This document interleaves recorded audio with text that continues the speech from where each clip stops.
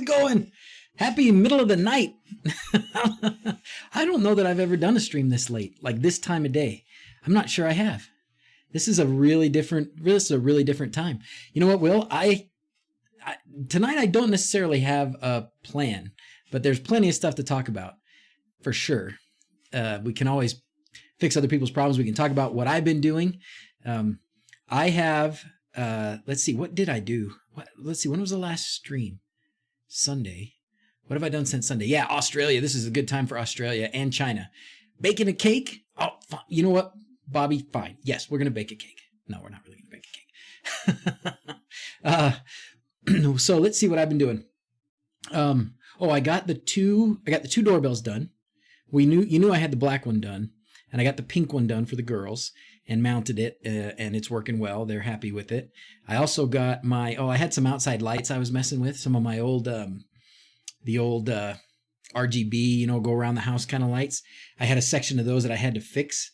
I think my D1 Mini enclosure wasn't exactly waterproof.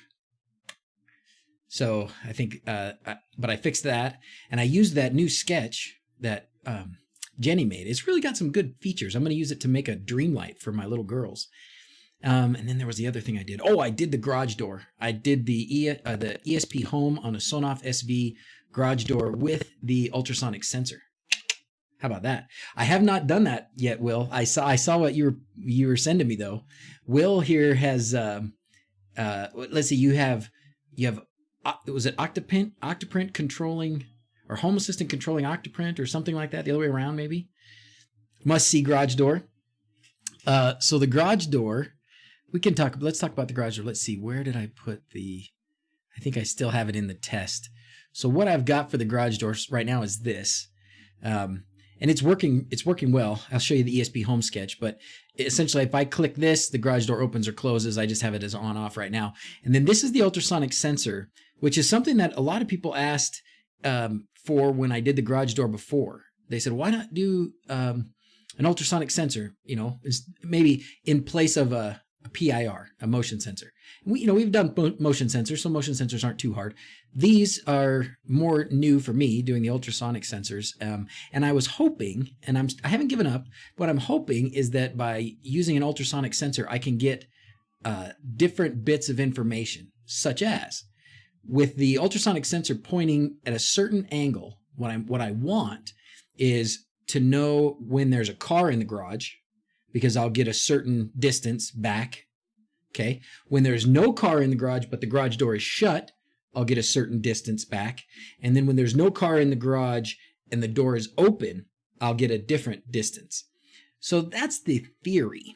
It's not quite working out. And my assumptions are I've got a couple assumptions. One is this requires 5 volts, and the Sonoff SV, if you just go off of the voltage, they just give you a little pin. They've got the SV is kind of nice because it has, let's see, I've got one right here. We can look at it.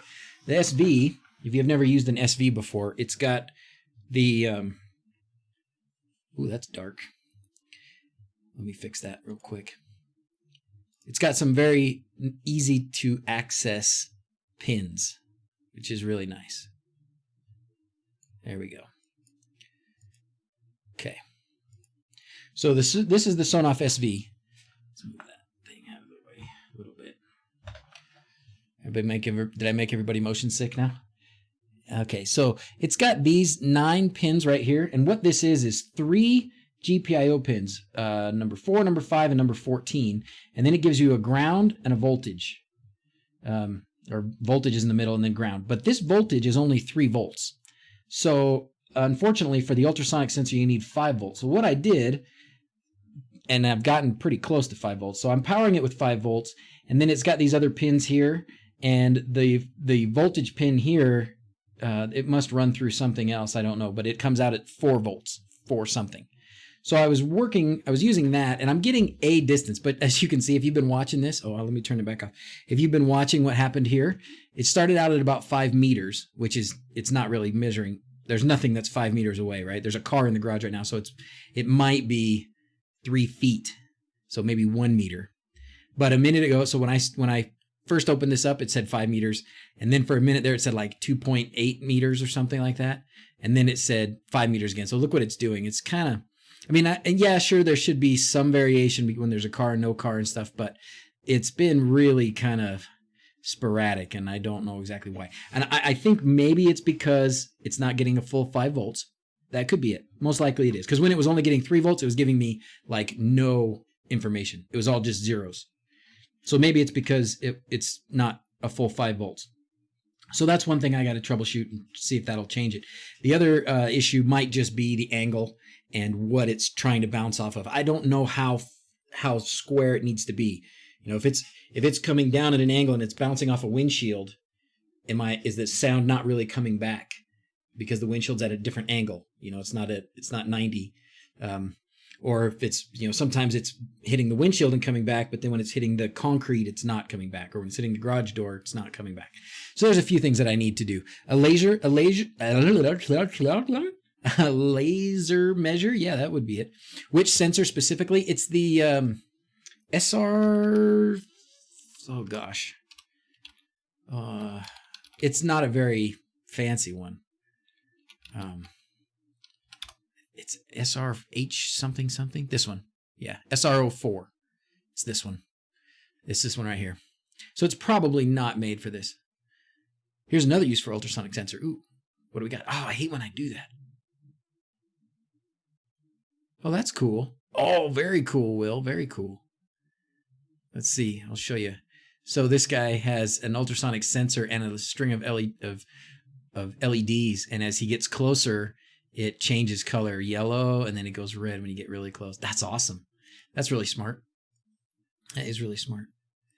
Except now I clicked on that and I gotta get back. Phooey. I'm gonna have to go open up. I gotta remember not to click those links from that spot because now I don't have my YouTube chat. Hey, from Ontario, how's it going? So maybe a laser instead of ultrasonic. That's probably a good idea, Sydney. I'd have to. So the reason that I went with the ultrasonic, one, because I had one, which is always a good reason. The other one was because there's a component in ESPhome, and my goal was to set up my garage door controller with ESPhome. So, hey, there's multiples from Ontario. Who's left? Who's left in the Stanley Cup from Canada? Stanley Cup playoffs. Been watching it. So it's got this. This is the ultrasonic component. I don't know if there's a laser. Is there a laser sensor, laser distance sensor that they've got worked out for this already? I'll have to look and see. That would be a good idea. I was just trying it because I had it, you know. We can look at the sketch. We can look at the ESPhome sketch. Everybody's from Ontario. You have the laser modules. It's on your to-do. Okay, cool. Ouch, nobody. Go Bruins. Oh, sorry, Will. That's okay. You know, I was rooting for the Knights, the Golden Knights. I'm from Vegas. I grew up in Las Vegas. So I was rooting for them. They've been out. Was that the first round? Pretty close. Pretty close. How about Liverpool fans? Yeah, Liverpool fans or Barcelona fans? Ooh, that was fun. Talking sports now. But yeah, that was fun. Not necessarily a Liverpool fan, but anytime you see somebody pull off a great game like that.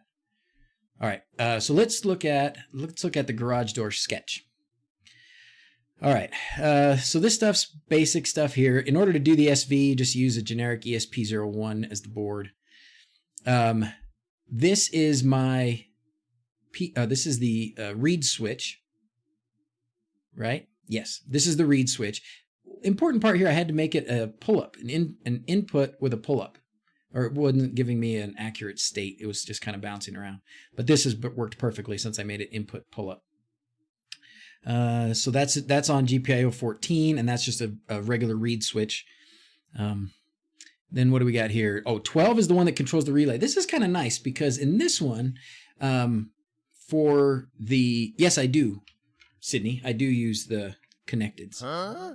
Now we're getting squirreled, but I do. GPIO 12 controls the relay directly. And with ESPhome, it's kind of nice because by just putting it here, it doesn't, like pushing the button on the board, on the actual Sonoff SV board, doesn't control the relay anymore. the only way to control the relay is through this, through ESP-home on the sort of virtual switch in Home Assistant. So that's kind of nice. And then to make it momentary, you just do this. So anytime this goes on, it just goes on and then back off again. And then the ultrasonic sensor needs 2 pins, one for trigger, one for echo. So we did that. And then for now, I got it set to 60-second update. I had it for shorter when I was first figuring it out. And at first it seemed like it was working, which makes me think it might be the voltage thing. It could have shifted its position a little bit, but it still makes me think it might be the voltage. But that's it. Pretty simple. And it works well. And then the other important part, which I can't probably show you right now, but in a video I would show it, is I set her up, the wife, to have a shortcut on her phone. So when she pulls up to the house, because her thing has stopped working, just her regular push button in her car doesn't work. And the Sonoff SV that I had running her garage door died. That's the one we're looking at on the desk here because I pulled it out. I don't know why it died, but it died. Might have shorted. I don't know. Who knows what happened to it. But anyways, so I put a shortcut on her phone so she just can open her phone and push a button and it will open the garage door for her. And that's what she uses. So, all right. What do you got here, Will? What do you got? Oh, this is a distance measuring. Ooh. Time of flight chip. Flight distance measure sensor. Ooh. Now, the next question, Will, is that here anywhere? Is that something that we can find here? I kind of doubt it, but maybe. Particulate matter sensor, but not a distance sensor. Let's see what other distance sensors they have. Ultrasonic distance sensor, magnetometer, accelerometer. Yeah. So, and I am not, talented enough to get in there and figure this out. Whoa, finally caught a live stream when it's live. Woohoo, RJ Chu. Glad you're here, man. What's the range? The range on the one that, gosh, on this one, I bet it's pretty far.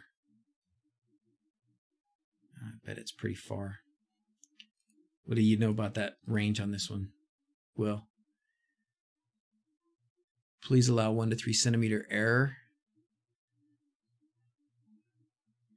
I would think it would be pretty far, but maybe not.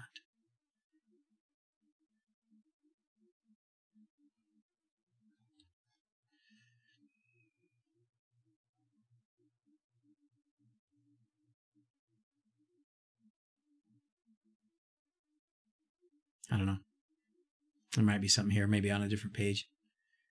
Certainly this one, I didn't look at what the beam angle 15 degrees. So that might be part of my problem too. But here, voltage rating, that's what it needs to be. Data sheet.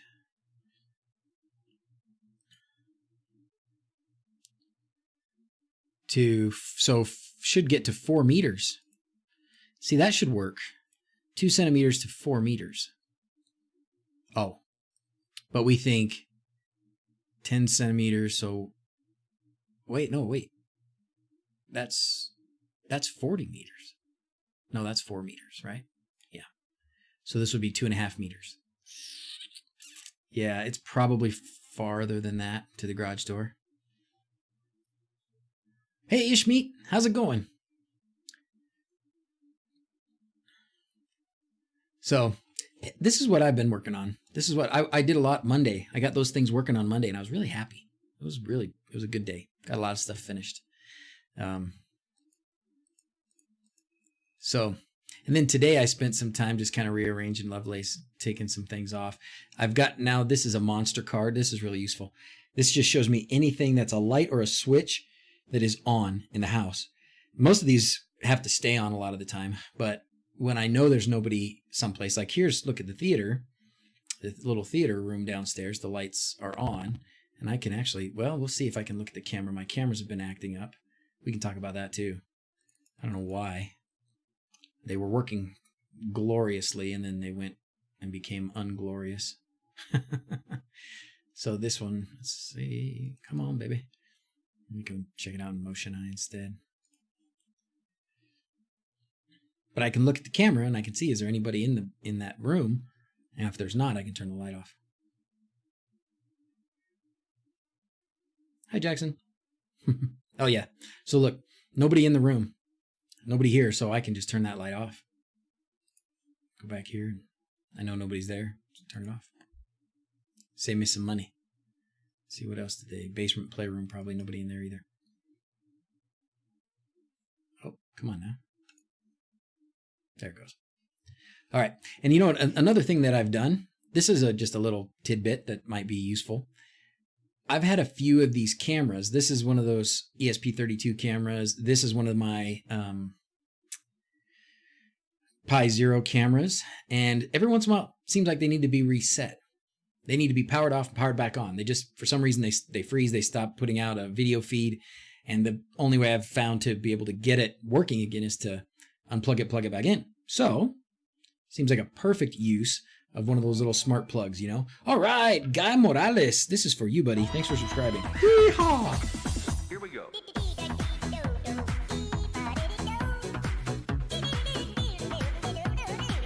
Restart Home Assistant sometimes to get them loaded. That's a good idea.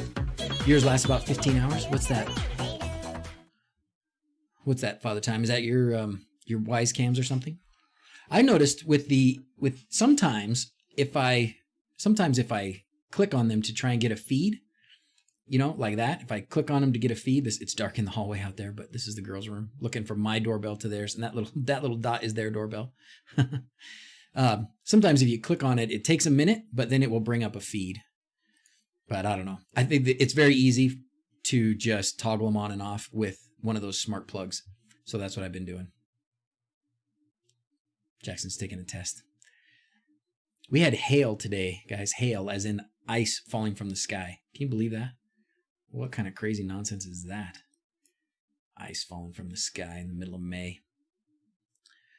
I'm going to open YouTube chat again because I'm afraid at some point we're going to lose our restream chat because we seem to always do that. Pop out this chat. Move it back over here. All right, so we had a couple folks. Was that all interesting? I don't know. The garage door thing. Oh, one more thing to tell you. Just because I haven't put out video in a few days, which was kind of I was doing them pretty often because I was able to do some short ones. And I still have a few short ones that I've got that I can do. One of them is that M5 stack doorbell, the one that's outside of my office. I talked about on the live stream one time.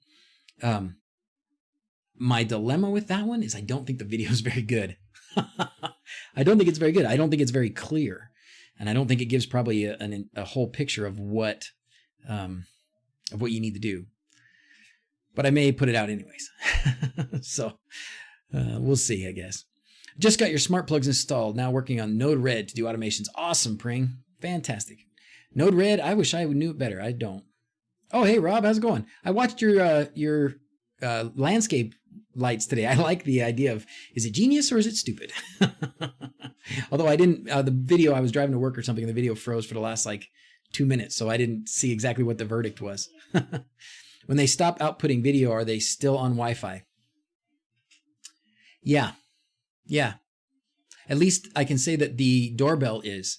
And that's one thing that has made the doorbell, if I'm not getting a video feed, but somebody presses the button, it takes a minute, but that will sometimes kick the video feed back on. So I do think that they're still connected. And even when I'm not getting video, sometimes if I push the button on the doorbell, it will still activate the audible stuff, the stuff through Amazon Echo. So seems like at least most of the time they're still working. It's just that it stopped. Is that a real rainbow in the mountain room? It was. This one? Or which one's the mountain room now? I think it changed names. Oh, that one's the mountain room now. This was a real rainbow. I really took this picture with my phone a few years back. Isn't that amazing? That was so cool. And the way that it's dark clouds up there. It's actually a double rainbow. Look up here. It's actually a double. You can see the edge of it right there and right there. Pretty sweet. Oh, they just turned the lights on. Hope they're wearing clothes. Okay, good. That would get me banned. Oh, you thought it was live? No, this isn't live right now. This is just in fact, this is a button, really. This is a button just to refresh my Blink cameras. Do I have the Wise Sense? I don't, but I saw Carlo put out a video about it. Anybody else have them? Let's look at Carlo's video real quick. I won't play the whole thing, but I'll post you the link.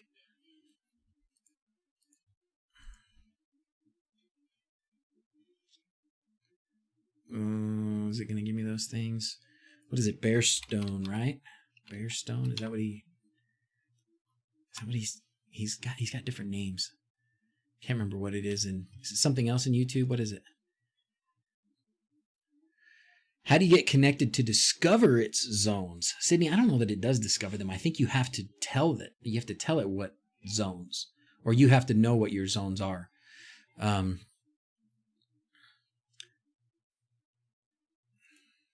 do we got here? Oh, cool.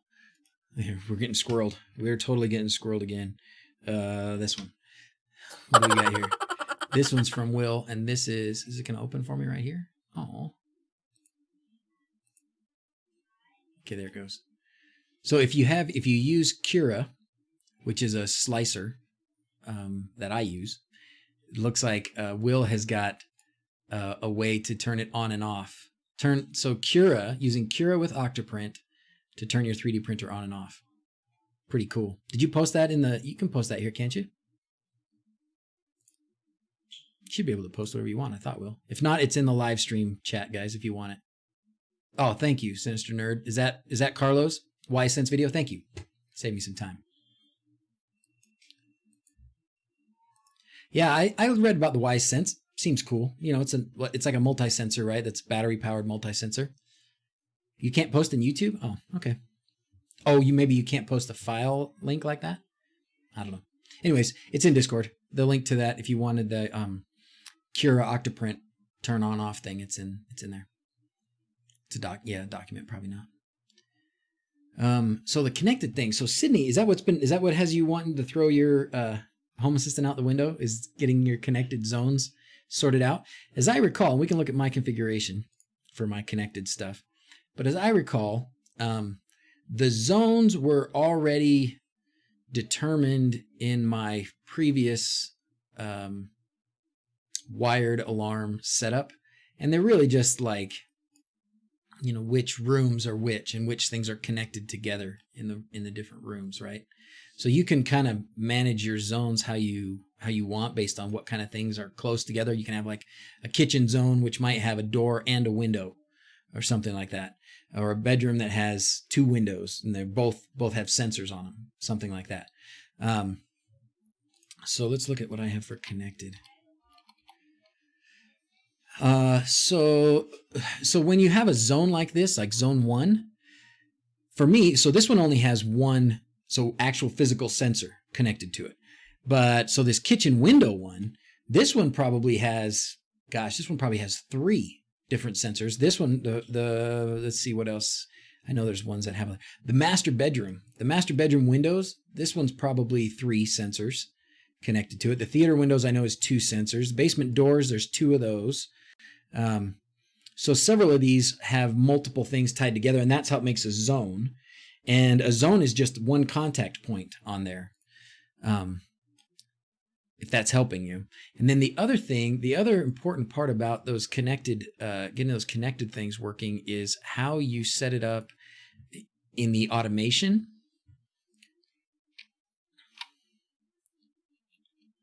Oop. And if I recall, oh no, did I trigger the alarm? Okay, let's see. Oh, so I had to set those up. Oh, nope. You know what? So these I had to do, because each of these zones, that's right. Each of those zones becomes a binary sensor. So, I don't know, it closed. Why is that open? Okay, whatever. Each of these zones becomes a binary sensor. So we've got garage entry, kitchen door, kitchen windows.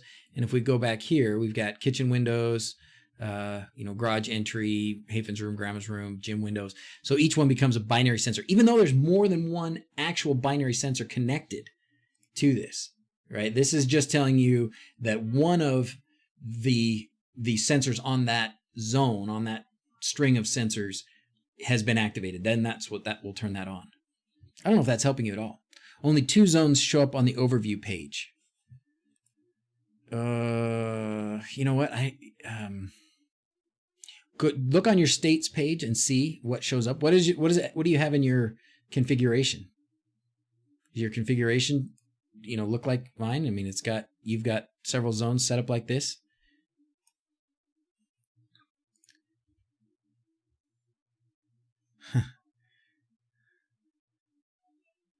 I don't know what Tyrone's talking about. Has anyone ever heard of being able to connect 2 Home Assistant installations together? I'm thinking about how cool it would be to install it at your work and bridge with your home instance. I don't know. Chris, that sounds pretty cool. I don't know.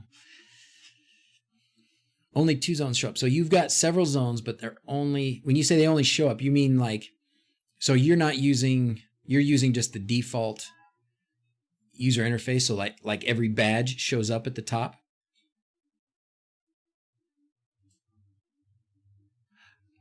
I'm not using the room part yet, Assad, if that's what you mean. Binary sensor, zone, 2 type, window, name, front window. Okay.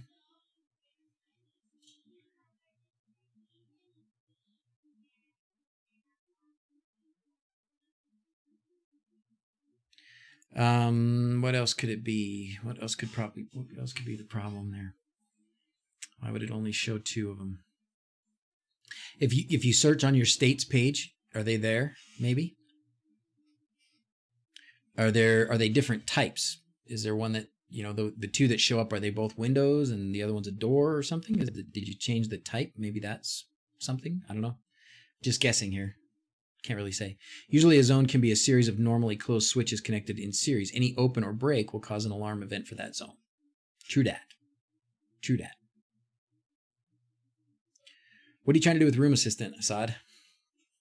Is that where you define the rooms in Home Assistant, or is that something else?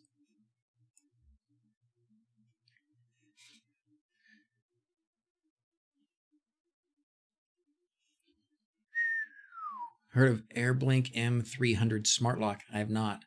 Looks like an August clone for half the price. No reviews, but you're going to give it a shot. Cool, David. Let us know.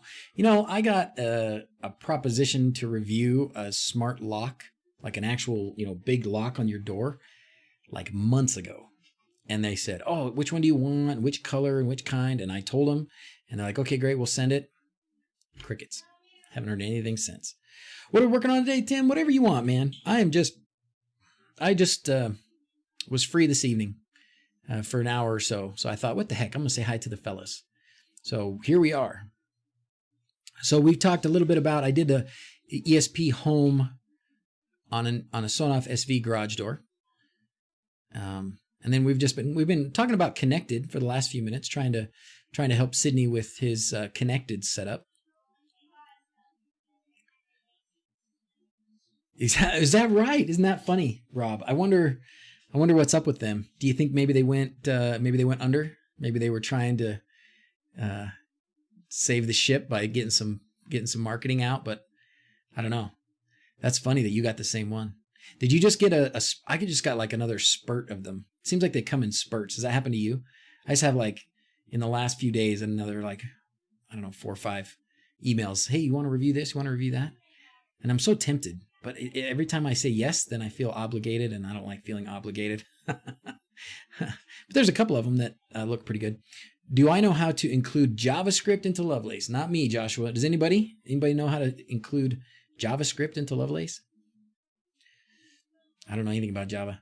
What's the big advantage of Konnected versus some Arduino or ESP module? Screw terminal breakout board? Yeah, pretty much, Tyrone. I think the firmware that for somebody who doesn't know how to write an Arduino sketch, Rob has no problem. In fact, Rob even did it for me, and I haven't done anything with it. But if you had an Arduino Uno with an Ethernet connector, and you wanted to use that as an alarm to replace your wired alarm system, you could totally do that if you knew how to write the right sketch in Arduino to be able to say, okay, I want this pin to monitor these sensors and, have that, have some sort of connection with Home Assistant through MQTT or whatever, so that when that sensor has tripped.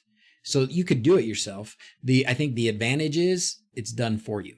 The advantage is it's, you buy it. I bought them when it was a Kickstarter.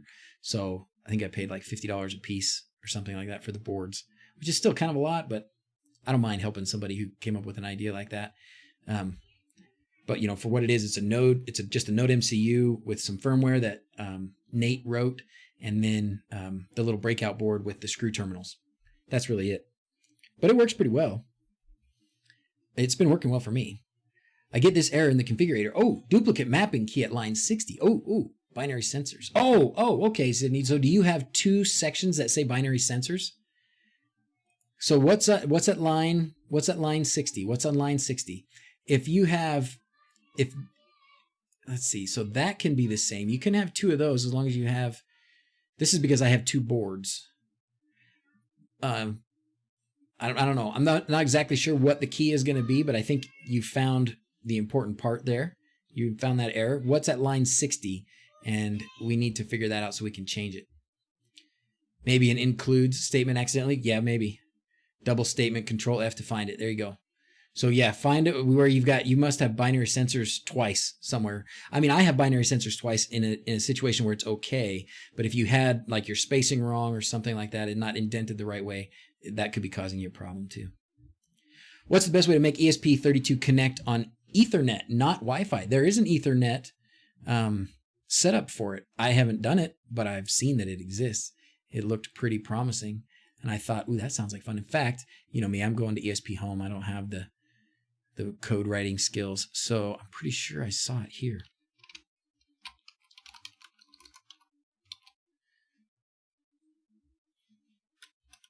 Yeah. So if you're using ESPhome, you can try this. And then what you end up doing, as my understanding would be, you probably have.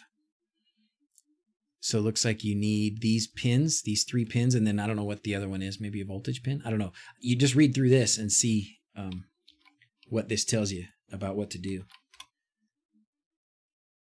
Blue Iris is pretty powerful. I'm about to finally check it out. I've got it, just haven't taken the time. But this latest, some of my Motion Eye cameras they're misbehaving, and I don't understand why. This one I think got wet. It's outside. So I probably need to power it down, power it back up, and see if it works. This one, I don't know why it's not coming up. Let's see, that's the one that's behind me. Yeah, this is the one that's behind me. So I don't know. They've been misbehaving.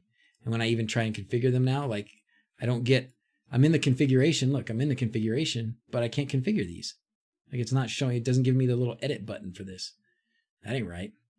So, and that's new just in the last couple of days. So I don't know. Time to give it a whirl.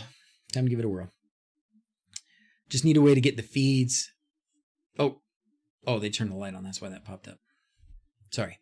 Back to this. Focus. Pew. Huh? Just need a way to get the feeds into it that Home Assistant will continue to support. Let's see. What were you talking about, Phil? Oh, through Home Assistant, in turn talks to ESPhome. Oh, you're talking Blue Iris. Can only make work with a legacy API password. Oh. That's it. You have binary sensors for each zone. There you go. All right, Sydney, you got it. Cool. All right, we'll make those changes and try it again, and we want to hear the good news that you got it figured out. Yeah. Google Nest. No buy, no Nest. Did you guys watch Paul Hibbert's little rant about it? Oh, hey, Kenneth Pater. How's it going, man? Good to see you. Recently say people are moving off MQTT or looking for something else. And if so, can you elaborate? If not, never mind then. Just trying to stay on the cutting edge. So not really. Let me give me a kiss. You play mermaids? Mm-hmm. Love you. By myself. Oh, you're a mermaid bunny rabbit. Oh, goodness. Bye, everybody. Gracie got some bunny rabbit ears because they were on clearance. And Holly. And Holly, too. Okay, bye, baby. Can you close the door? Love you. All right, so about MQTT. I don't know about... let's see. MQTT is not going away. MQTT is still really good, and there's good reasons to use it. And I think it's going to be, still very popular for a lot of things. The reason that some Home Assistant users are using it less is just because of ESP-home, at least for myself, because ESP-home has an API to directly communicate with Home Assistant. So when you set up a board of whatever kind, a switch or a plug or a DIY board like a Node MC, whatever, and if you use ESP-home on it, you don't need to go through MQTT to communicate with Home Assistant. You can just communicate directly. So that's why. And then what you might have heard me say was something about Frank, because Frank, he replaced everything that had MQTT with ESP-home or something else, maybe. I think probably mostly ESP-home. So that's probably where it came from. So not really that it's that anybody else would be getting rid of it, but DigiBlur would faint and shrivel up if MQTT went away. Yeah, probably. I still use it a lot. I mean, all the Tasmota devices, and you could go through and replace all the Tasmota devices with ESP-home, but I'm not one who's going to mess with things that are working. And my Tasmota stuff is still working. I've still got devices that are running like version 5.14, and they're still working great. So I don't even update them to a newer version of Tasmota if I don't need to. Doesn't the ESP-home API make you nervous at all? It seems pretty non-transparent and proprietary. You know me, I'm probably not very security smart. I think it was built by people who use Home Assistant for Home Assistant. So I don't know where it goes. If you guys know something about where it goes that's not just directly to Home Assistant, let me know, I guess. Maybe we need to get Odo to tell us. I mean, I trust Odo. I don't know what other communication he could be siphoning away, if in any way. So we'd have to ask Odo Winter, the details about the API. I don't know the details about the API. Maybe there's something in here.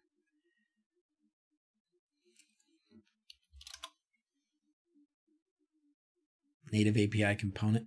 So, I mean, if there's going to be much about how it works, it's based on a custom TCP protocol using protocol buffers. You can find the protocol data structure definitions here.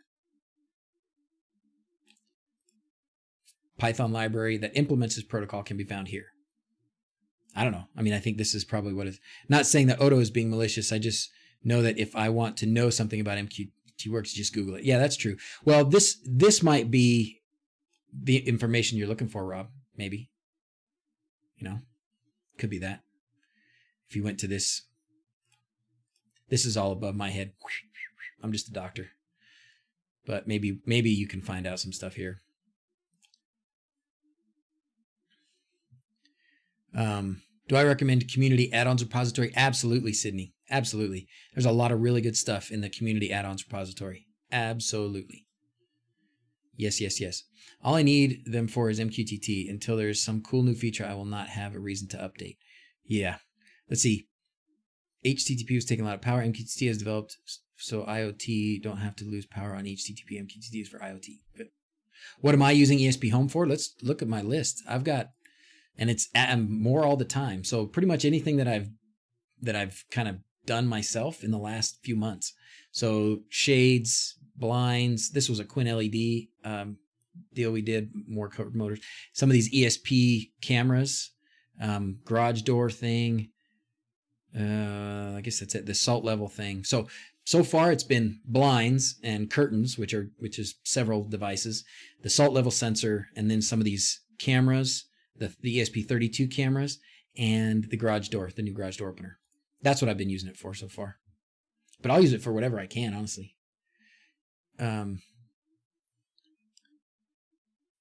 Security is a concern, but everyone's cell phone is giving away more data than ESP-home. Yeah, I see what you're saying, though, Rob. Rob wants to know, like, what's it doing? How is it communicating? Right? It's not just necessarily is somebody stealing some kind of data or rerouting some kind of data. It's more just I want to understand it. I want to know what's going on. And MQTT is has been around. It's wide open. Everybody can, like you said, Google any information you want to know about it, where the ESP-home API is new and it's pretty small. I'm just a country doctor from Dr. McCoy. That's right.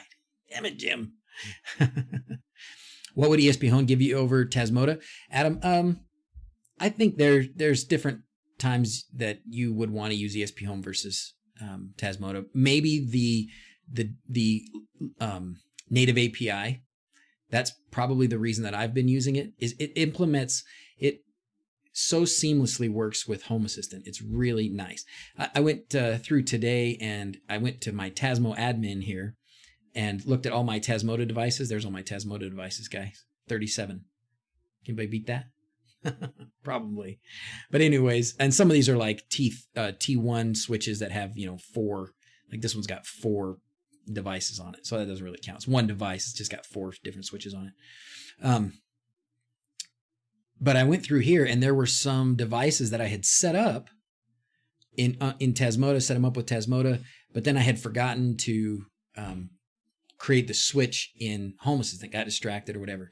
With ESP-home, once you create a new ESP-home sketch, you go to the you go to the integrations page and there'll be a new thing up here that just says, oh, you want to turn this into switches or you want to integrate, bring all those devices that you just set up on ESP-home into Home Assistant. You just click yes, and then it will set up, like for the garage door, it sets up the relay switch, it sets up the binary sensor, it sets up the ultrasonic sensor, all for you. Gives them the right names, and just you don't have to do anything. So there's a few advantages to it. It's new, it's different, and it seems to be custom made for Home Assistant. So far, that's why I like it.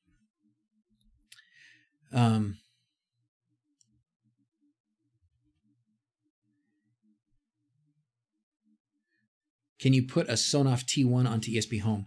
Yeah, you could. The trick is you would, I don't think anybody has created a component in ESP-home for that device.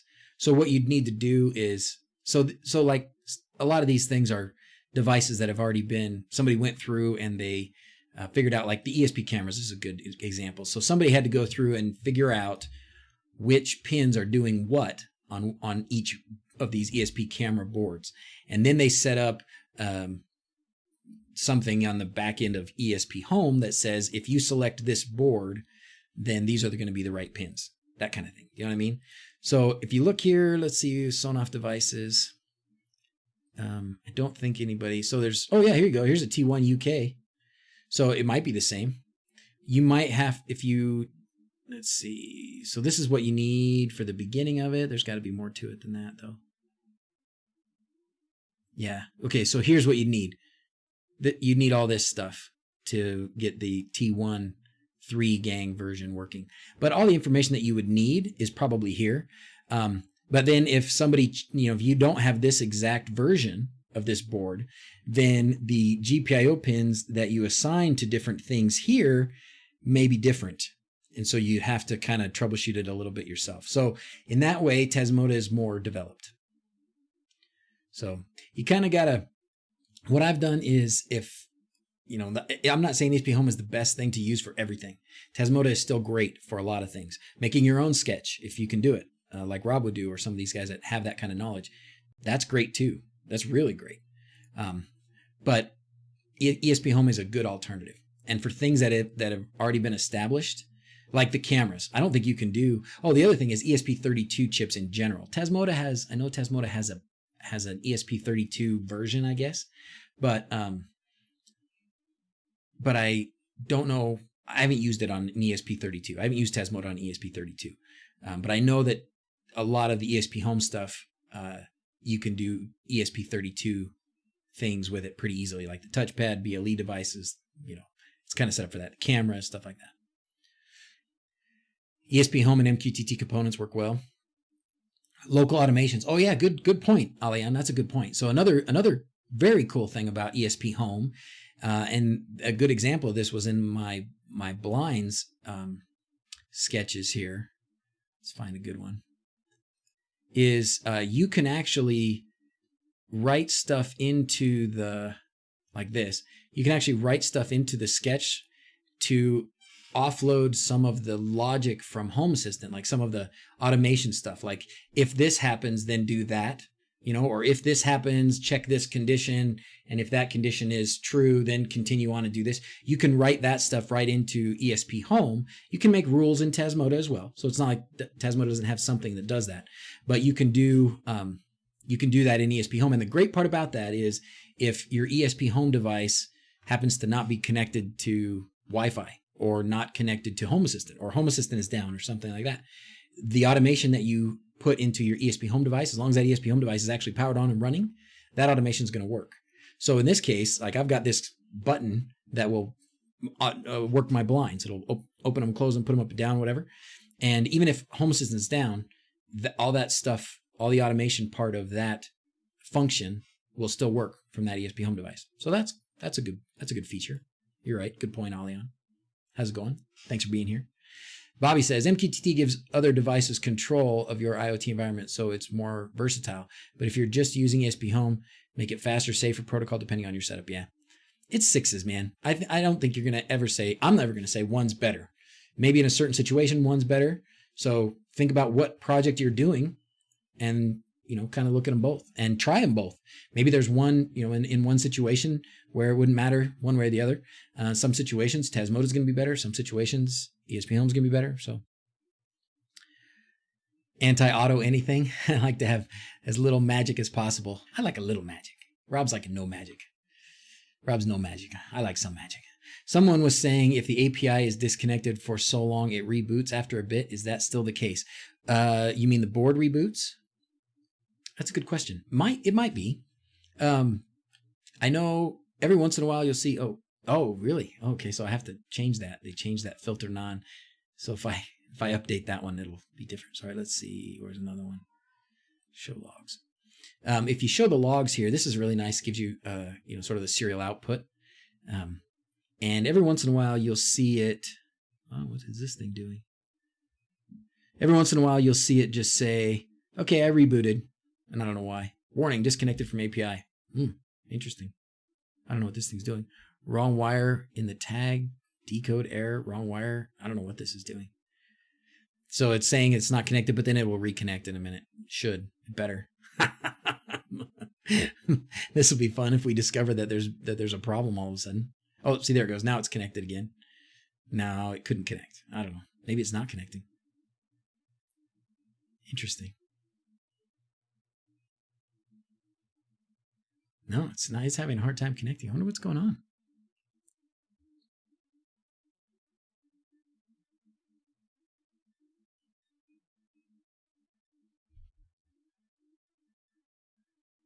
Yeah, it's definitely having a trouble. It's definitely not connecting. That's interesting. So what if we went to my... Yeah, it's not connected. Look at that. I wonder why. Oh. Did you see that? Did you hear it, though? So it kept saying it wasn't connected. Let's see. Maybe that's what you're talking about, huh, Travis? So now let's go back there and look at that output again. And now maybe it's going to say, okay, it's connected. Maybe that's what you mean by it disconnects.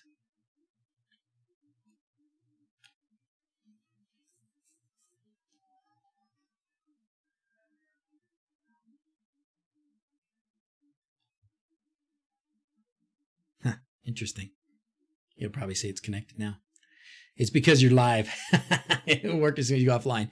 That is the truth, Joshua. Boy, is that the truth. Love some ESPhome for the ESP32 and multi-sensor stuff. Yeah, for sure. For sure. Seems to be working. I guess if I push this button, see what it... Okay. So you can get the serial output here. Okay. So it's connected now. And what I did was I pushed the button in here, right, to kind of start it. Go figure. Poked around in your early days. Let's see. ESPerna. Yes, the ESP8266 reboots is what I heard before.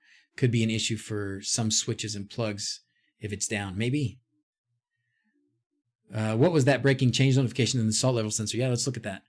It had to do with the NAND distance. So, and I think they just changed the format. I remember seeing that before. Not in this particular thing, but it did show up. I think it actually showed up in my garage door thing that I was testing. Oops. Okay, so it's telling me, so I did this filter. So the filter nan filter has been removed. Please use filter out nan instead. So this right here, filters, filter nan is wrong. So I need to say filter out nan. Is that what it said? Let's see if I guessed it. Oops. Yeah, I guessed it right. So that's it. Now it's fine. Now I can update it. Pretty cool. Made 2 of DigiBlur's sensors, working great so far.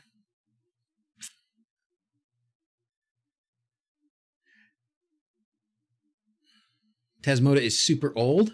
Don't waste your time. Oh, the ESP32 port. Okay, gotcha. Well, that's good to know. That's good to know. I think ESP... Oh, Jordan, I hope you get to do a chat. Thank you, brother. Oh, do you not get to put a text in? Well, thank you anyways, Jordan. Let's do what do you want? Something, how about something exploding? Let's do something exploding. This is my favorite explosion.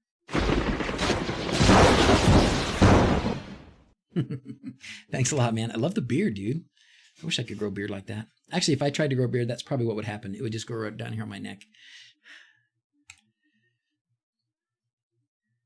Do you have any good DIY blinds openers? You know what? Depends what you want to do. The Hookup Rob, who's here with us in the chat, he did a really good video about how to use a stepper motor to tilt the blinds. I've done blinds as well with a motor that raises and lowers them and a servo to open them and close them. So there, you've got lots of choices. Yeah, I saw your question. What happened to MicroPython? I think what happened, as far as I'm concerned, for me, why have I not done anything with it, is just because it was over my head. It was over my head. So I would like to see somebody, do something cool with it and, start to implement it in some ways. But for right now, I don't know. If you know how to write Python, and then it would be pretty cool to be able to use Python on some of these little microcontrollers, because there's probably a lot of things you could do. I tried actually to take not a MicroPython course, but a Python course online early this year, somewhere around February, probably. I was messing around with it. It was from MIT. It was a free course online, MIT through EDX. And it was about Python, getting started. I learned a few things, my spare time. Jordan, that was 10 years ago. You should see it now. Oh, really? That picture was 10 years ago? So what do you look like now? You look like that, what's the Game of Thrones guy, right? The big red beard. Is that what you look like? That's awesome. I, one time, long ago, in a galaxy far, far away, not 10 years ago, it's probably around 2012, 13 maybe. The kids were in Peter Pan, and they needed more adults, and they especially needed adult men to be pirates. And so I got roped into being a pirate in Peter Pan at the community theater play, and they wanted us to grow beards. And so I grew a beard. That's the only time in my life I've ever had a beard. There's probably some pictures around somewhere on Facebook or something like that. Something like that. Try to update their profile picture soon. Awesome. Yeah, what spare time is right. Watching from Mexico City, Mimo. How's it going, man? La Ciudad de Mexico. El DF. Right? We have a really good taco shop around here called the CDMX. And the people who know say Ciudad Mexico, and everybody else says, oh, let's get some CDMX tacos. Game of Thrones dudes. Norwegian. What is this thing? Why is it so sticky? Exactly. All right, Kelvin, thank you for subscribing, my friend. Let's give you some squirrels. Yeehaw. Those EDX courses are really good, William. Hey, how you doing, man? You lurking back there? Valparaiso, Chile. Awesome. Hey, Felipe. How's it going? Thanks for being here. Let's see. What else has been going on? What other questions? Did a Twitch sub and it didn't show up? Oh, I'm sorry, Rob. What should we do for you? I am sorry. I don't know why that didn't happen. That's a bummer. Let's do some flashes. Thank you for using your Twitch sub on me, Rob. That's awesome. Appreciate it. This is my glowy fairy dust. Twinkling. Oh, hey, Darren, thanks, man. Appreciate that. Rigged. Yeah, I don't know what's up with that. There's definitely some restream stuff not going. Oh, there's super chat. Thank you, Darren. Let's do the missile for Darren in the super chat. Thank you, my friend. Is that still too loud? Fairy sparkles for Rob. For me. Finally made it. Must be late. Yeah, we've been going for a little while. Going for an hour. This is just we're just hanging out. This is just for folks on the other side of the world and the US. Works like a champ. We're running on Windows 7. Oh, what are you running there? Let's see. DIY blind opening work. Oh yeah. Yeah, his thing works great. Rob's good at writing his own sketches. Definitely. So I don't have that skill.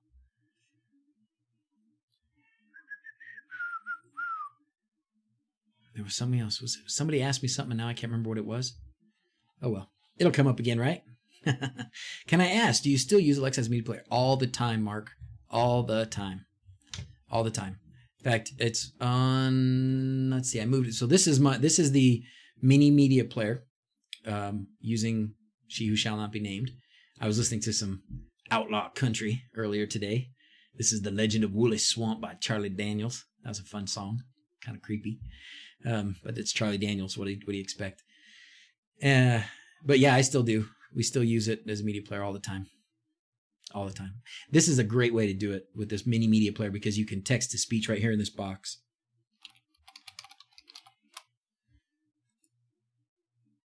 Hi, everyone.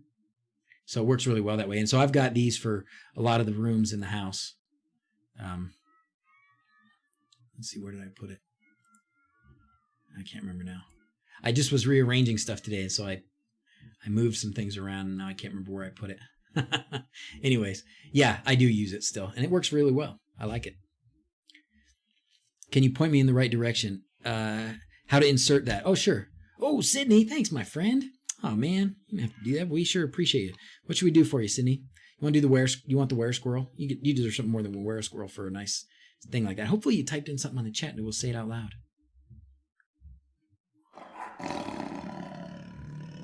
It's a very vicious squirrel. Very vicious. Only vicious squirrels make sounds like that, like rabid ones.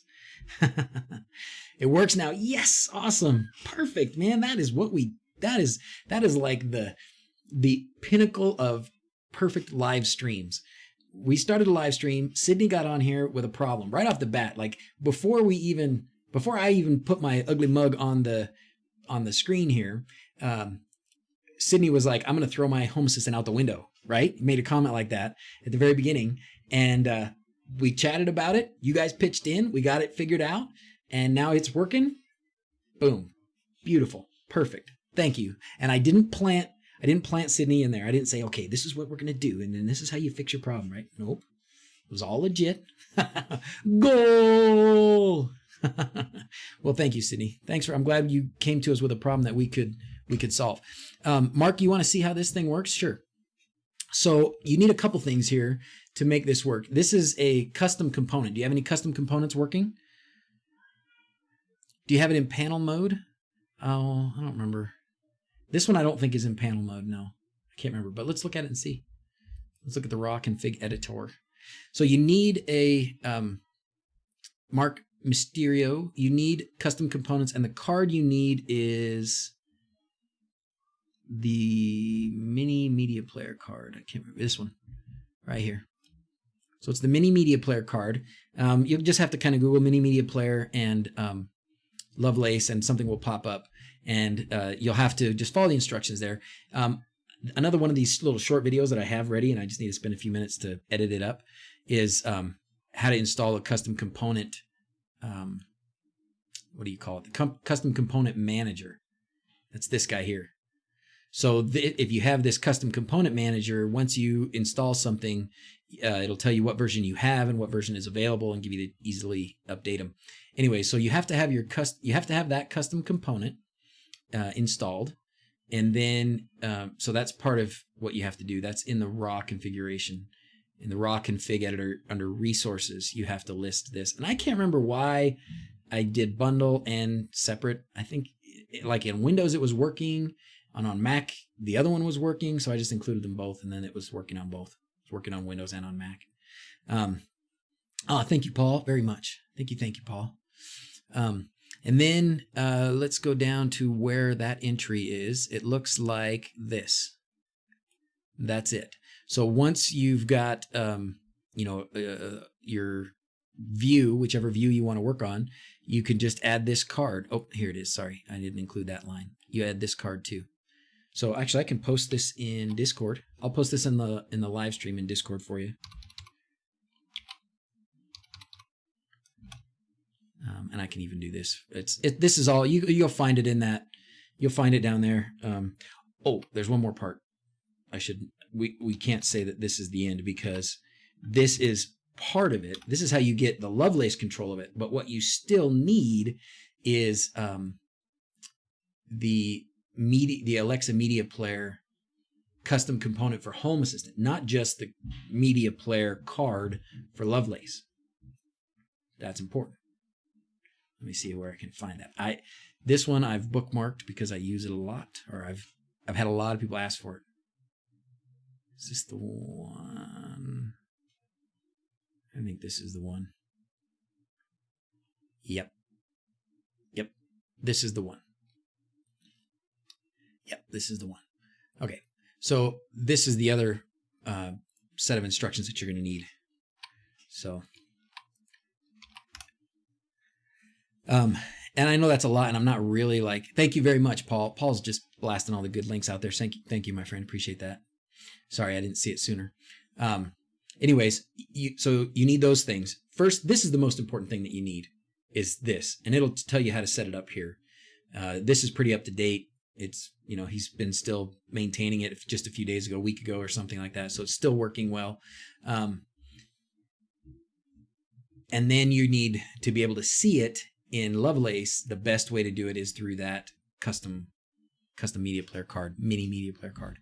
All right, Sean says, your 10 and almost 9-year-old need to go to bed. Say hi and tell them to go to bed. Bree and Megan. Bree and Megan, thanks for watching. Have a nice night. Give your daddy a big kiss and a hug, and then off to bed. Have a good night. Sweet dreams. Ask your daddy if he's going to make you a dream light out of some cool LEDs. Yeah, he will. Good night, Bree. Good night, Megan. All right. Hope that helps you, Mark. Pop into Discord later on if when you run into trouble or whatever. But there's a lot of us that have done it. Add the auto updater for the cards. Yeah, I need to go through. I did some of it when I was, because my Life 360 broke. Finally, and I knew it was coming, but it finally broke. And so when it did, I had to reinstall it through the custom component manager, I guess is what it is, right? And then after that, I also started this. Well, I think it was even before, but whatever. I started using this custom card manager or custom updater, this thing, which looks like there's a lot of things you have to do for that too. You're mostly gonna find it in Thomas Loven's GitHub. Thomas Loven. Probably Thomas Loven. But he'll have the things like the card tools and the card modder and tracker card. I think some of these others are his too. I don't remember for sure. Anyways, sorry I don't have a whole lot of stuff like that. Turn off panel mode for me, Nick. Where? What? Huh? We're all plants. Part of the matrix. That's right. You're all just in my head. All right, what do we got here? Yeah, thank you, Paul. Camera tab. Oh, is that what's wrong? Is that wrong that this is panel? Is that why I'm having troubles? Really? All right. Let's see what it says, Nick. Let's see what it says. I probably can't do it here, right? I've got to probably do that in the raw config. My camera card.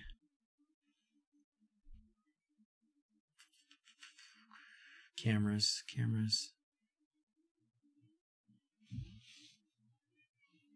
Do I have panel on?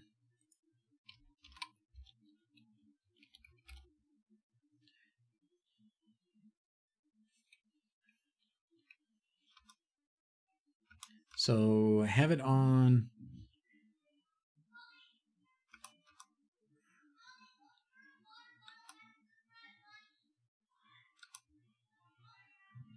I don't think I have it on for the camera. This is different. That's a random camera view.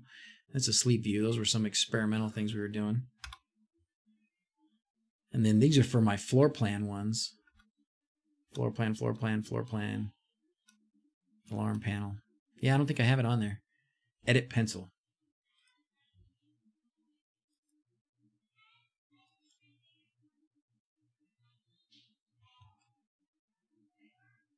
Is it for some of these?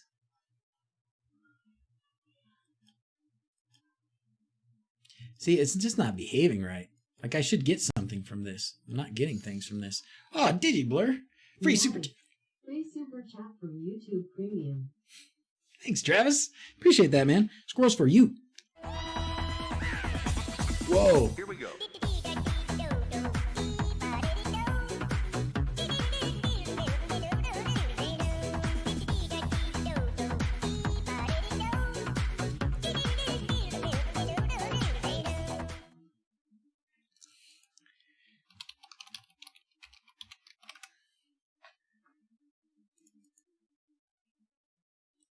Wow.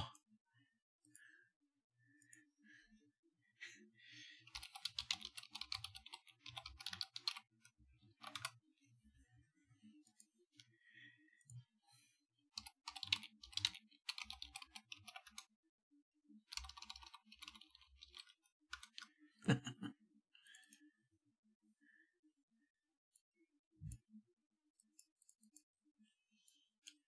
can't even make it stop. You still see it? You're still watching? That's crazy. What broke? Nothing's crashed? Dude, really? I can see... Oh, now it's gone. It's got to be gone now, right?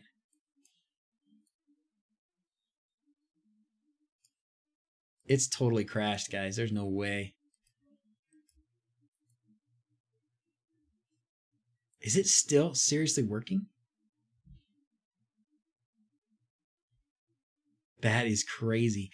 I can't even see OBS right now. All I can see is your YouTube chat. And I've got this window in the middle. Your stream recording session is still running in the background. Whenever you're ready, click the OK button below to end your stream recording and relaunch the application. Okay, well, I just won't do that. I can't actually click that OK button anyways. It won't even let me activate this. That's so crazy. Well, I'm flying blind now. I can't see myself or you or anything. Camera's working, but the PC seems to be frozen. This one over here? Oh yeah, it does seem to be. Yeah, I can't do anything over here. Well, hey. Oh, OBS took a total crash. You know, it's funny. When I started it up, it said there was an update. And so I updated it. And yeah. Kablooey. Well, I'm glad it didn't just totally kill the stream. That's nice. Man. Is that free YouTube money? They didn't like that. Page unresponsive. Are you guys seeing this at all?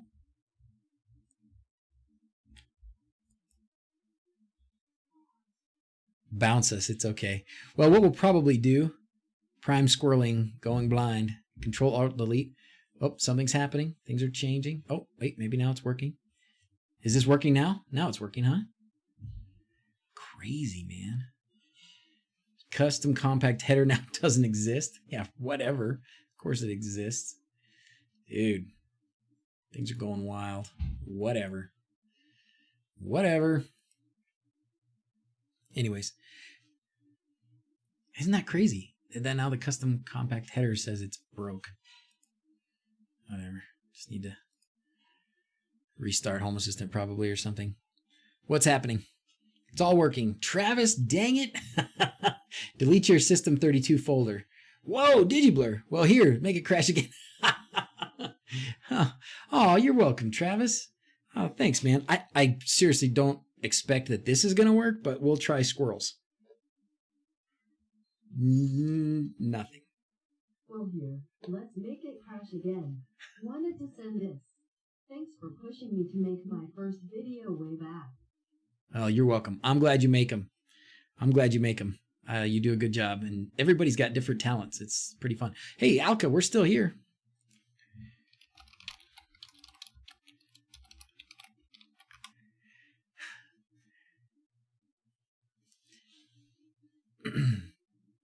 That's crazy. I don't know what's happening. Whatever. That's the fun of it. It's a puzzle. Oh, now it's working. Now the custom component card thing is working. Crazy. Whatever. I don't know. I love it. What are you going to do, right? It's more fun than anything. Reboot. Welp. All those times you shared your passwords finally caught up with you. Did you guys see the new add-on that Frank put out today? I guess maybe I can see it here. Hopefully you guys can see this, right? Been hacksered. Been hacksered.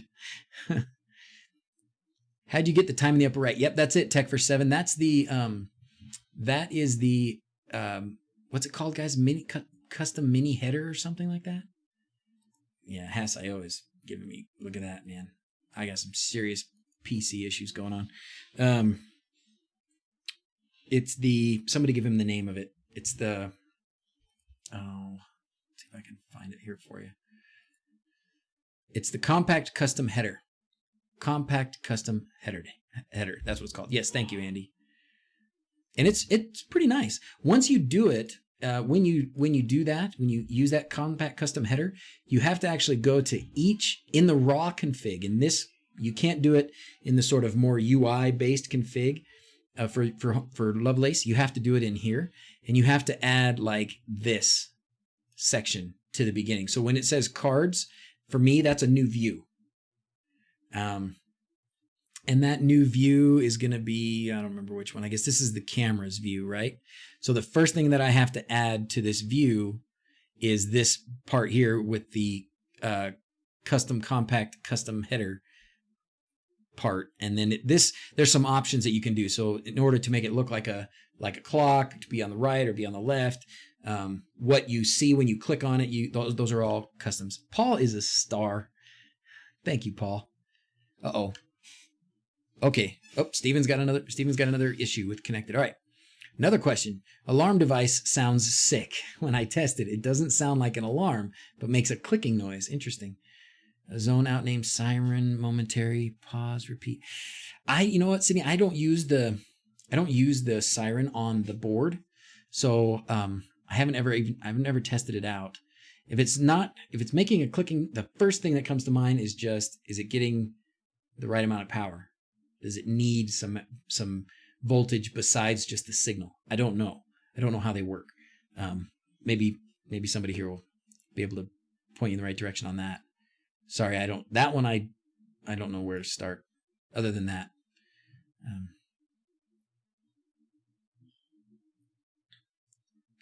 Yeah, I don't know.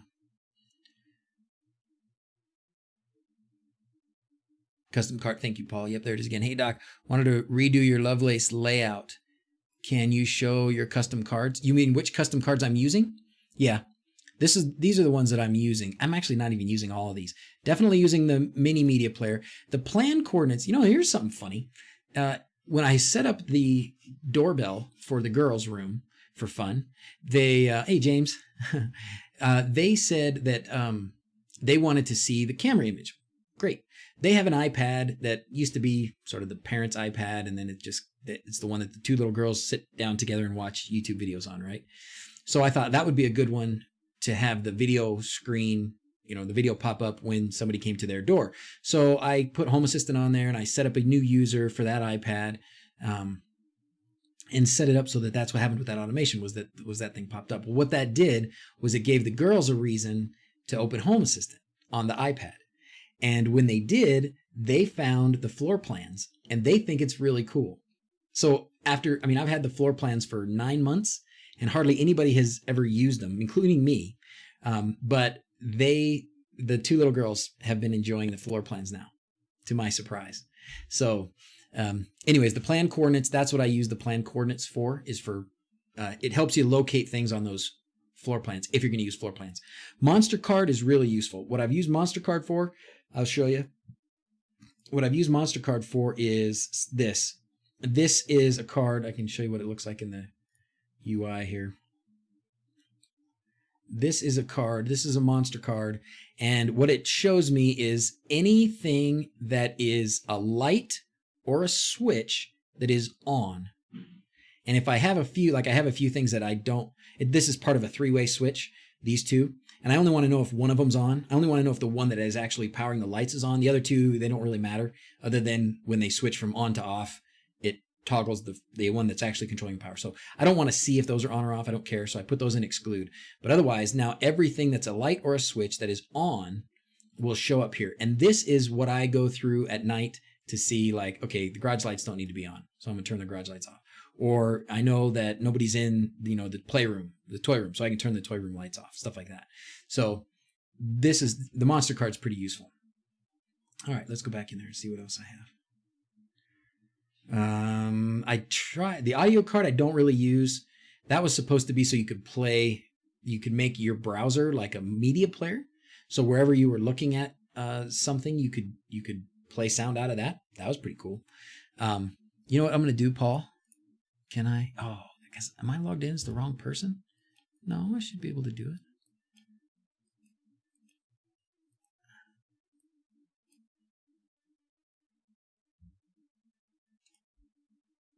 it. Okay. Paul, you now have access to post links at your leisure. Instructions to set up the monster card. I bet you Paul Barrett can get you a link. Can't you, Paul?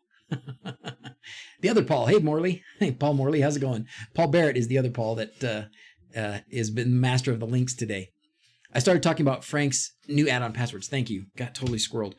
Let me finish this thought. Oh, I can't do my squirrels with no OBS because OBS has crashed. All right. So then what else am I using? I am using the compact custom header card. The card tracker. Yeah, that's the one that keeps track. That's the one that keeps the latest version updated, that kind of thing. Card tools you need, card modder you need. These are all really important things for when you're using a lot of Thomas's stuff. Layout is the same. Pop-up and gap and layout actually I've started to use those. Those were part of what Dynotech does. Dynotech has a really, really custom Lovelace, and he uses a lot of these things to make that happen. So he was helping me kind of start to tinker with that. So that's why those are there. And then I do use the Roku card and the theme maker card. Those are just for fun. But yeah, most importantly would be compact custom header, monster card, mini media player. Those are the ones I use. The gauge card and the big number card. In fact, I think the gauge card, I think that's actually an official part now of Home Assistant or of Lovelace. I don't think you need the custom card anymore. So. Okay, but we did start looking at, I want to talk about the new add-on that Frank tweeted about today, because it's a password manager add-on. He was thinking of me, I'm sure. It should be called the DrZzs password manager add-on card. Let's see, where's it at? Maybe it's not Zero Tier 1, it's not Unified, it's not Tor, it's not these, the Lounge. Did anybody see what it was called? There's a tweet about it. If you follow Frank on Twitter, he posted it. Maybe it's not officially released yet. Whoa. Bitwarden? Yes, this is it. Bitwarden. Password management solution. So this is supposed to be, it's kind of like I use 1Password. And this is supposed to be something like that, but it runs as Frank has it set up so that it runs as an add-on. But you obviously don't have to have Home Assistant to make this work. But pretty cool. So I might give this a go. I use 1Password, but the way 1Password works, I bought the version that works with Mac. But if I want to use it in my browser on Windows, I have to buy it again. Or something ridiculous like that. So, but anyways, he just tweeted about this today. So this is pretty new and pretty cool. If you don't have a password manager, might as well try this. It's a Frank approved for what it's worth. But yeah, when you reuse the same password over and over again, yeah, you get in big trouble. Simon, thank you, my friend. Here it is. Thanks for all you do. Cheers from Australia. Cheers. Thank you, my friend. Thank you, Simon. Appreciate that, my friend. I would give you some squirrels, but I can't. My OBS is broken right now. I can push the button, but nothing happens. I get a little error message thing. So, but thank you very much. Much appreciated always. You guys are awesome. That is huge. Servicing people. No one can recall passwords I was using. Yeah. And I hate paying for it. We'll try it. Yeah, I'm going to try it. I'm going to try installing it. Be good. Yeah, DigiBlur broke it. Yeah, he did. Frank must have worked on it more. It's on mine, not on Edge. Yeah. Oh, was that Edge I was finding it on? I think he might have pushed it to the... Yeah, because I do have the Edge repository here, but I think it was on the non-Edge. Yeah, it's non-Edge, so it's ready to go. It's ready for prime time. PW Safe, is that what you use, Paul? M Secured, Dying Life. Ooh, Dying Life, you had a question for me. You had a question for me in Discord. What was it? Can't remember. At least it didn't explode. Yeah, it was funny. Like it was the weirdest thing. I got like Travis put in like a $2 free money from YouTube thing, and then it just went like my screen went black for a second, and then OBS kind of popped back up, but it was just my screen, and I still have a window here that I can't close and I can't click on. I don't know, man. My OBS had a little seizure. Something, it did explode. LastPass. Michael uses LastPass. Password Keeper. It's sure good to use them, but boy, you need it to be cross-platform. It doesn't do any good if it's only on your phone, or like for me, it's only on the laptop, and I can't easily add new passwords if I'm on my PC, and that's a problem. So, and my wife doesn't use it at all. She just doesn't. I don't know. I need to convince her. But LastPass for 5 or 6 years. Not perfect, but none are. Yeah. LastPass is cross-platform. 1Password is as well, but I think they make you pay for each one. And I think, in fact, at this point, they probably want a subscription. Everybody wants a flipping subscription. Went to send you money, and it said you could spend $2 for free due to premium. Couldn't figure out well. A flashlight, yeah. There's flashlights. You want this one? Grab that one. That one's kind of cool. Oh. Whoopsie. No worries, I'll get it. Okay. Been using Bitwarden. Oh, I want to see that. What did that say? Greetings from Brazil. Computer engineer, just started your home automation. Great content. Thank you very much, Pedro. All right. You're a computer engineer. Well, good. Well, I'm sure you'll have a lot of stuff to help us with. You can contribute a lot.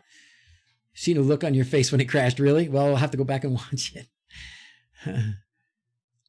Oh, Steven pulled your message down. LastPass, $36 a year. LastPass is free. KeepPass is another. Password Safe is free, but Apple make you pay for it. Oh, maybe. Why is DigiBlur not a mod? I don't know. I'll make him a mod. Make him everybody mod. How do you set Alexa text-to-speech? Fernando, you mean in Home Assistant? In Home Assistant, use the you do it with the multimedia player. How do you set Alexa TTS? Yeah, you use the Alexa media player custom component.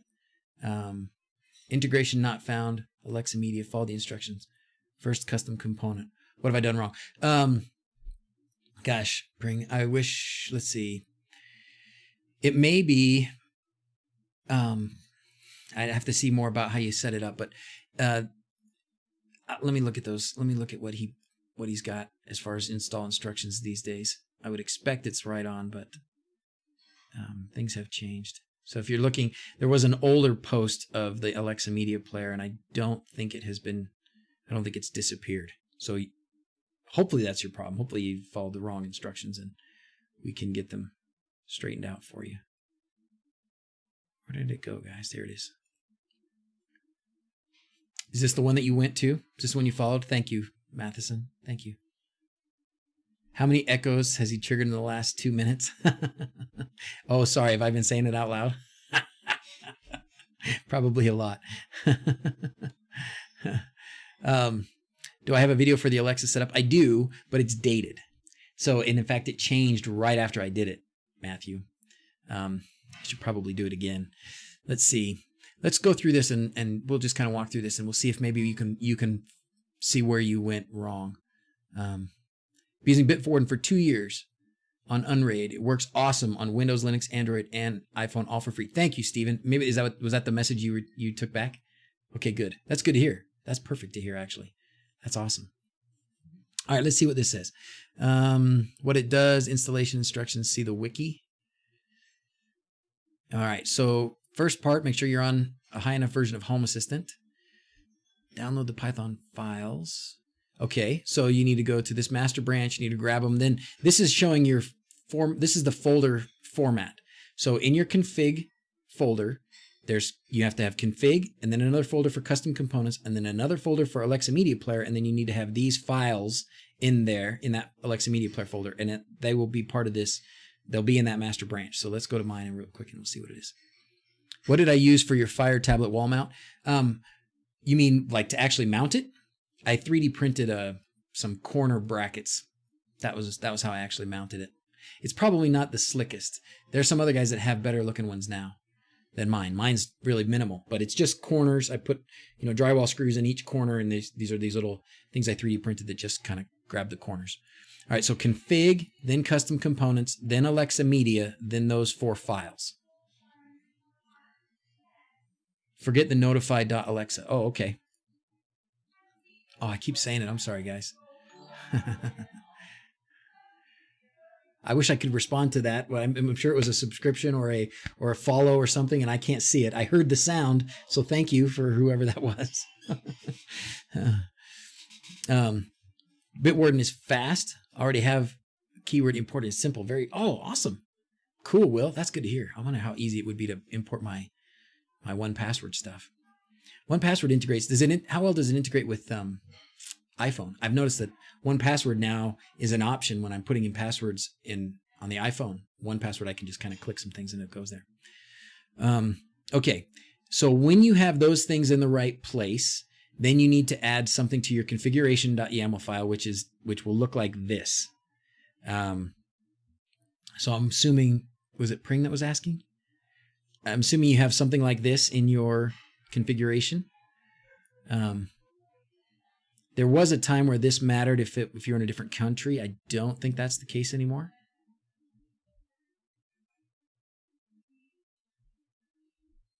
I don't know what that's about. That seems okay. To use notification features, enable it. Version 4, we don't want to do that. Configure inclusions, exclusions. So these are old. Oh, well, I don't know. I haven't messed with these. I didn't have to do any of this. My configuration, I can show you what my Alexa configuration looks like. There's really nothing to it. I'm sorry, I keep saying that, guys. I'm usually better about it.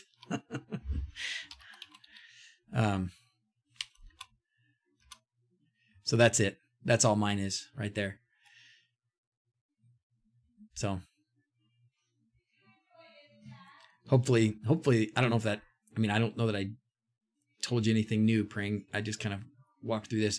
That should be it. And then maybe what you need is a restart. What you might have is some kind of duplicate or something somewhere. It may be that maybe you need this right. Okay, here we go. Paul says, media accounts, email, secret. Oh, yeah. Thank you, Paul. Now, this brings me to another issue. I want to get to sleep. Wait. I won't get any sleep tonight since I'll be messing with Home Assistant. Yeah, we need something that we need to. Did you miss stickers? Not yet, John. We should do it pretty soon, though, because I got to start getting some kids to bed. I totally forgot what I was talking about. In the middle of something. Oh, okay. Fernando said he'll be up all night messing with Home Assistant. Yeah, that's what I do. I used to play video games. Tonight I might actually play. I got some friends that want to play Overwatch. I've played like 3 matches of Overwatch in my life, but we'll see. We'll be playing Overwatch on PC in a little while. Use gamertag DrZzs. I'm not gonna be very good. I'll be the scrub, the camping sniper. I can't hit anything.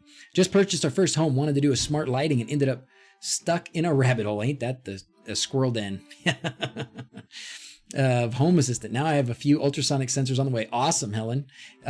So you know what? That is almost exactly what happened to me. All I wanted was lights on the outside of my house that would change when we had different events. Red, white, and blue for 4th of July, green St. Patrick's Day, different colors for different holidays. That's what I wanted. And so I did it. I got it working, and I started with BitLooney, did his sketch, and then I found Bruh, and his video about how to do it. And he used Home Assistant to control it. I didn't know jack, like seriously nothing. and I started working on that. It took me a few months to get that working. And that's how I got into Home Assistant and making videos. Because then I made a video that was like, well, these are all the things that I still needed to learn after doing Ben's video. And so I made that video, and then it just kind of steamrolled from there. Do you need Nabu Casa for Alexa Media Player to work? I don't think so, Father Time. No, you shouldn't. I do not believe you do. Not for the media player part. If you want her to control lights, turning your lights on and off, or controlling Home Assistant entities, then yes, you do. But not for the media player. Because I'm pretty sure, in fact, I'm positive I was using the media player before Nabu Casa was even a thing. Do I play Fortnite? No. My son does. I'm not. I mean, I'm probably. I think I've played more matches of Overwatch than Fortnite. My son keeps telling me, "You need to get a dub. You need a dub." Nothing needs Nabu Casa. That's true. It is optional. It's all right. Not for media player. Yep, that's right. Nabu Casa just makes it easier. Yep. Hallelujah. Dun dun dun dun dun dun dun. Working your way through the videos. Helen, watch out. A lot of them are old. They're fun, so watch them, and you'll still learn some stuff. They're fun, but a lot of them are old. It's amazing. I think about it. Rob and Travis, you guys that have made a lot of videos. I don't know if there's anybody else that's been in the video making world here watching, but the dilemma that we face, I feel like, is it's so easy to put out something that is so outdated so quickly. It's hard. It's a problem because I was watching a video that I recorded a week ago about setting up one of the doorbells. And already since that happened, things have changed a little bit. And I needed to add some text to the video to say, this is what's different now. You know, and then in a few months, in 6 months or a year from now, nobody's going to need to watch those videos. So it's a different kind of content. I still think it's important, and I'm glad we're doing it, and I like doing it. It's fun. So it's not like I'm going to change, what I'm doing for that reason. But it is our content, for those of us that are doing these kinds of things, can be fleeting, at least the way I do it. Stuff changes from day to day. Yep. But it's also good because you can also redo it.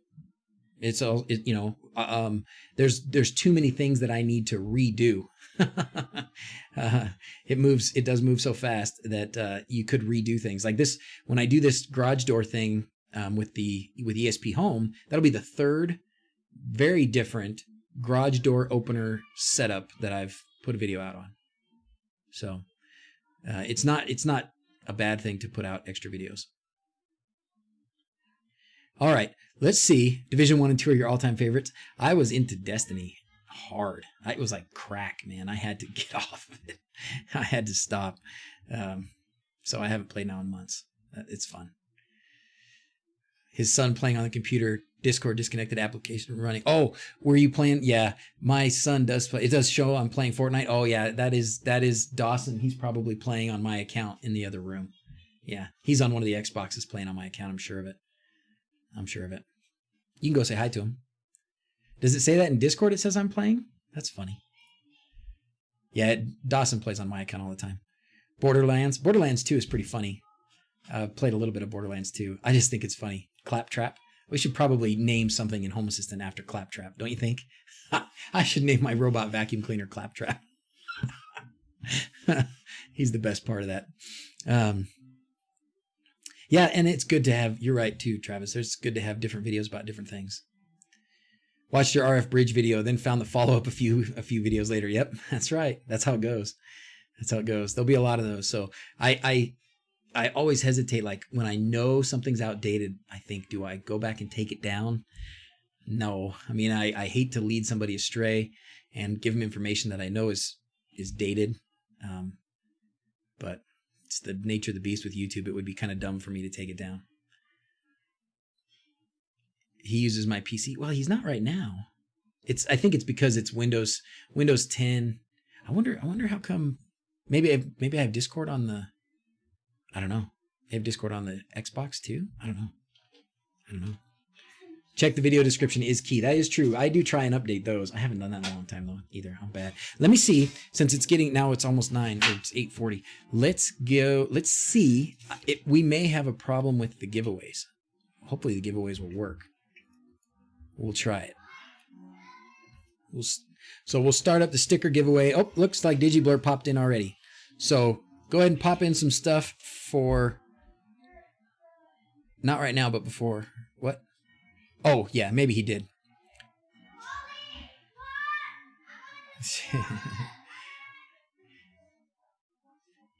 Can you add it in comments? Yeah, I can.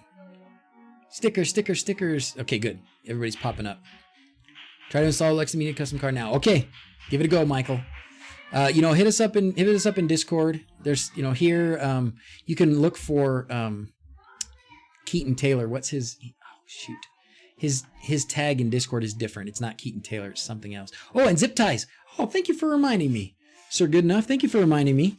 My friend John asked me again. He's like, hey, don't forget this. Don't forget zip ties. So if you missed it from some weeks ago, I am a brand ambassador, and all that really means is they give me free stuff and they give a discount code if you guys go there and buy the stuff. I guess I'd probably get something too, but that's not why I'm doing it. I'm doing it because my friend, good friend of mine, John, engineered these zip ties, and these are GripLockTies.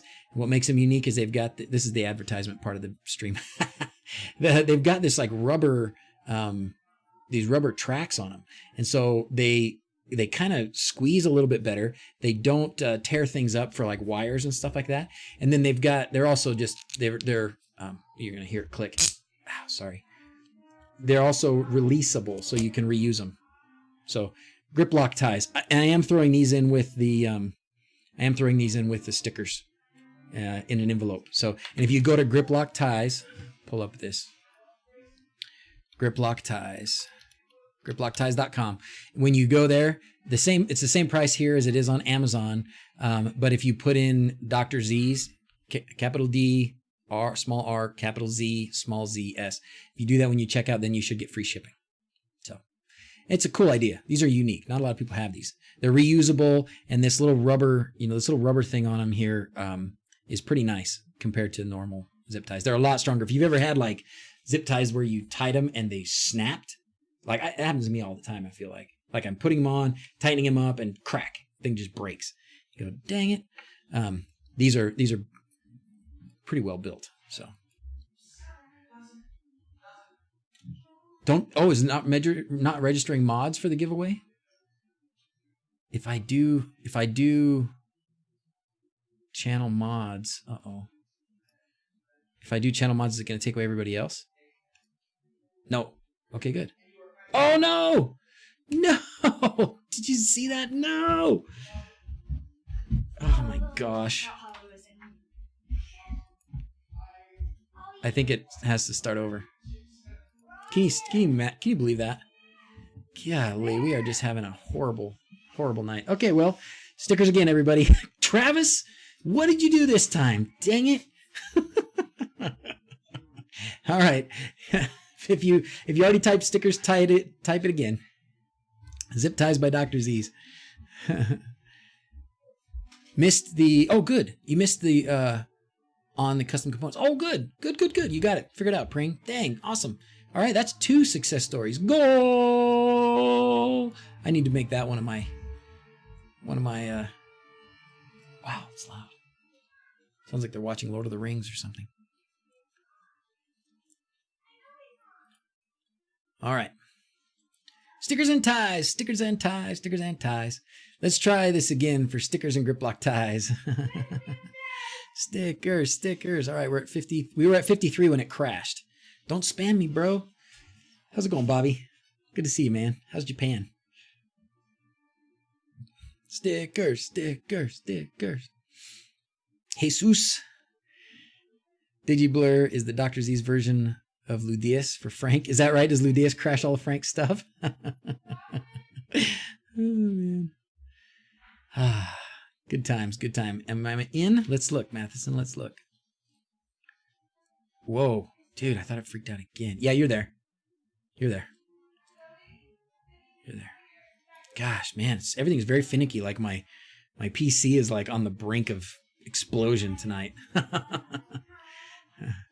So the kids take piano lessons, right? We have a niece that comes over. Frank banned you.